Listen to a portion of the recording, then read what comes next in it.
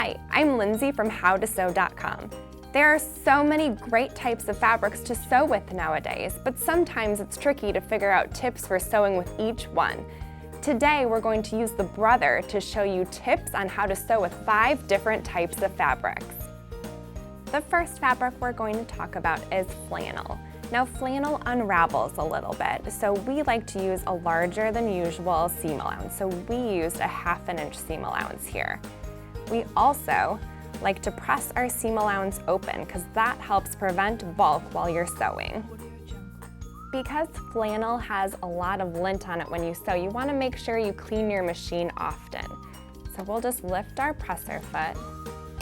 We'll remove the bobbin because that's where it gets really linty. And then you just take your little cleaner tool and you'll just kind of clean out in there, because if you get too much lint buildup, your machine tension will get off and your bobbin might stop working.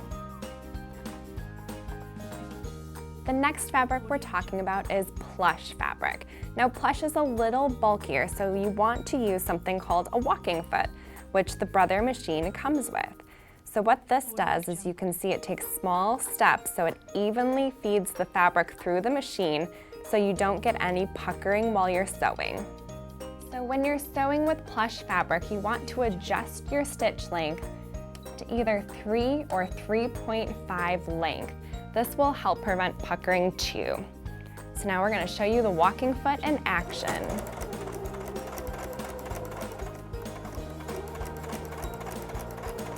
You can see it's evenly feeding the fabric through, so there's no puckering.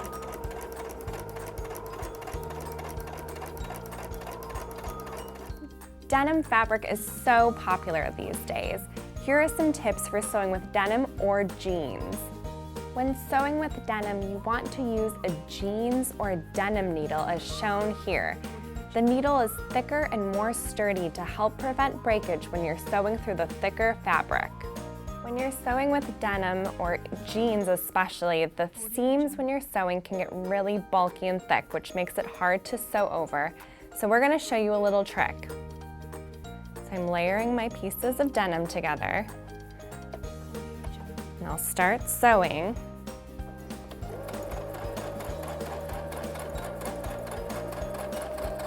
And when I reach the seam, I want to make sure I'm going over straight and that it's going through all the fabrics.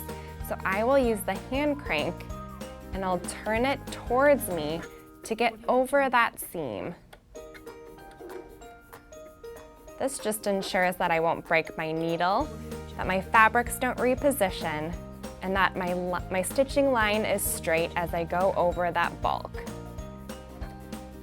Then once I get over that seam, I can start sewing as normal.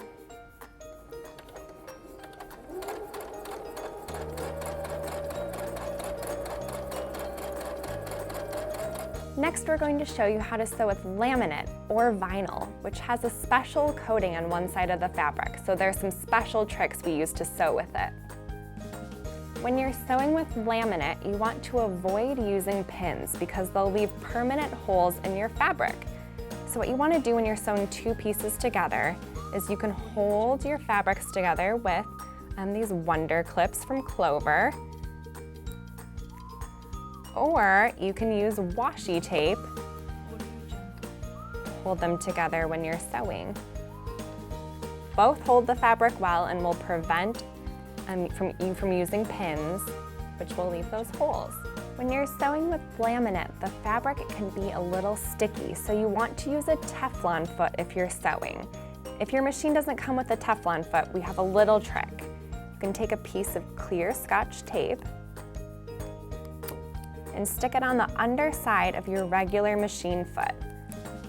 This will just help it glide over the fabric. You want to make sure you trim the excess tape off the sides so it doesn't end up sticking. Now we're going to show you how to sew with knits. Knits present special challenges because of the stretchy nature of the fabric. We're going to show you 2 types of stitches you can use to sew perfectly on knits. When you're sewing with knits, you want to use a twin needle, which has 2 needles attached to 1 shaft.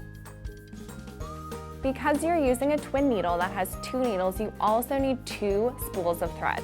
you can see we set our second spool of thread up on the extra spool pin, which sits on top of the bobbin holder. So you thread them just normally as you would, and then each thread goes into one needle. So now we'll start sewing with the twin needle. The twin needle makes a similar stitch as you would see it at the bottom hems of your t-shirts. If your machine doesn't have a twin needle, you can always use a 3-point zigzag stitch, which is number 5 on this machine. So first we'll change our stitch to number 5 on our machine. Then we'll change our stitch length to 1.4 and our width to 3.5. Now we can start sewing. So you can see on this 3-point zigzag that the needle goes 3 stitches to the left and 3 stitches to the right. Because you're doing a zigzag, it allows the stretch of the knit fabric some give so that the threads don't break when it's pulled. Here is our twin needle stitch, and here is our 3-point zigzag stitch. You can see both allow the fabrics to still stretch while holding the seams intact. You can use either of these stitches on knits. It just depends on the look you want. We hope these tips and all of the different features on your sewing machine help you to successfully sew with these different types of fabrics.